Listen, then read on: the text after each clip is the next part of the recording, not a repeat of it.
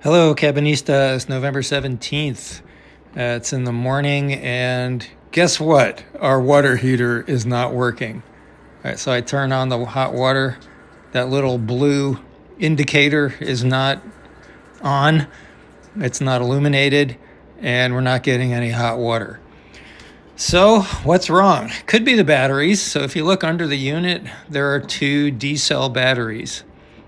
We use, because this is a critical application, we don't typically use rechargeables for critical applications.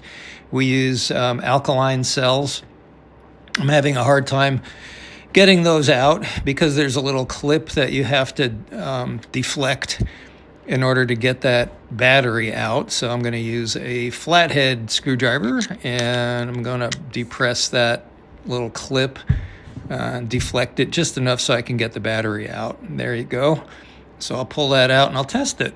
I'll take both of them out because chances are the batteries are dead. When the batteries are dead, well, that's what powers your pilot igniter, and it won't work if the batteries are dead. So we're going to go ahead and test those. Pulling out the other one now. It just takes two D cells. We use good ones, Duracell alkaline. These are 1.5 volts, the D cells. So in order to test them, I go up and I get my tester. That lives up here on top of the wardrobe in this wicker box, which basket, which I think needs to be reorganized. This is a little bit of a debris field here. Anyway, we pull out our trusty battery tester and turn it on. And this applies a voltage through the battery, so it's a much better way to test the cell than to just use a voltmeter. There's two buttons here. One of them is 1.2 volts, the other is 1.5. The alkaline cell is 1.5. The rechargeables are 1.2. So we have to use the right side of the tester. That's the positive. The positive goes on that little button, and the negative is the probe. It's hard to show this one-handed. Sorry about that. So I tested the batteries, and both of them were good. Good meaning 60 to 80%. Unfortunately, you can't see that on this video. I just didn't quite get it into view, but I'm showing you now how I test a rechargeable battery. And here, so put it on the 1.2 because it's rechargeable, and I'm not getting anything. So that battery is dead, like completely dead. And what I'll try to do now, just to test out the unit, is to pull some good cells, even though they're rechargeables. They'll be okay for testing purposes. So let me get a couple of good ones out of this fan. The fan takes 6 D cells, and it runs a long time on a full charge, by the way. So I'll pull battery out, and let's just test it before we use it. Should be okay. And of course, I put it on the 1.2 because it's an alkaline, and there you can see it's doing its test. Whoa, 20%. These rechargeable batteries discharge pretty quickly. So I'm testing another one, and it's no good. Chances are all of them need to be recharged, and so I will do that. But I'll get these two charged up just so that I can continue with my troubleshooting. It's a struggle at Woodman's Lee. I'd like to have some spare alkaline batteries around these cells, but I don't. And it's Sunday, and I don't feel like going and get some. So I'll just charge these up. Takes a long time to charge these, by the way. D-cell will take just about all day. Don't charge them overnight because it puts an unnecessary load on your storage batteries. So if you charge it during the day when you have good sunlight, then you have plenty of power to do that.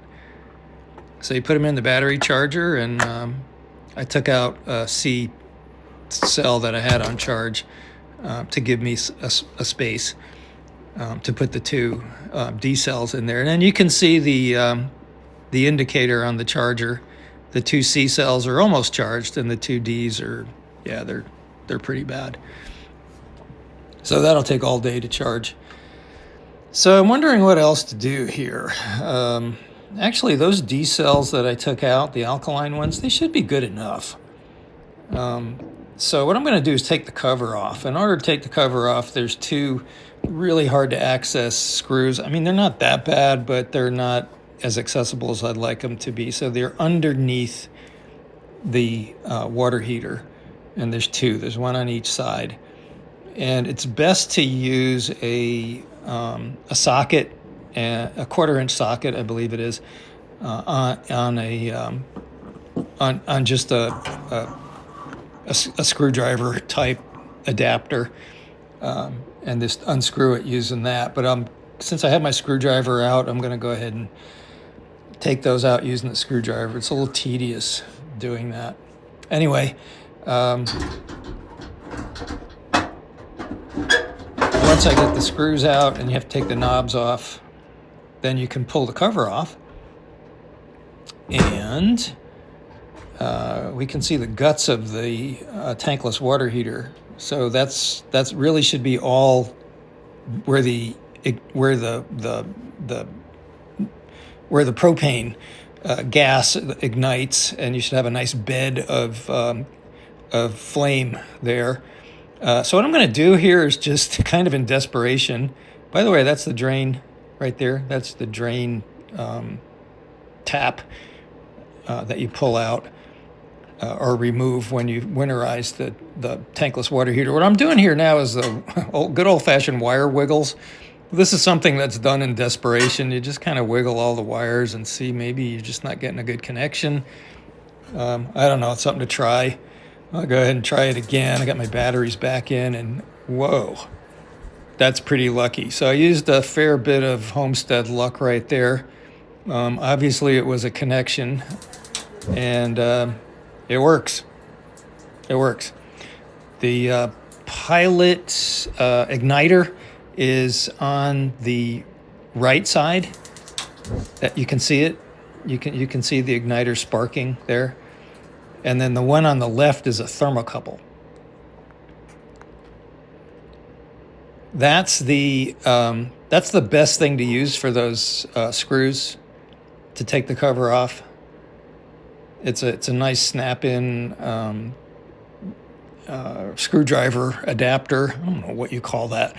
And then use a 1/4-inch deep socket. It's really nice. When you use that, it's just the easiest way to take those screws out. So much better than using a screwdriver.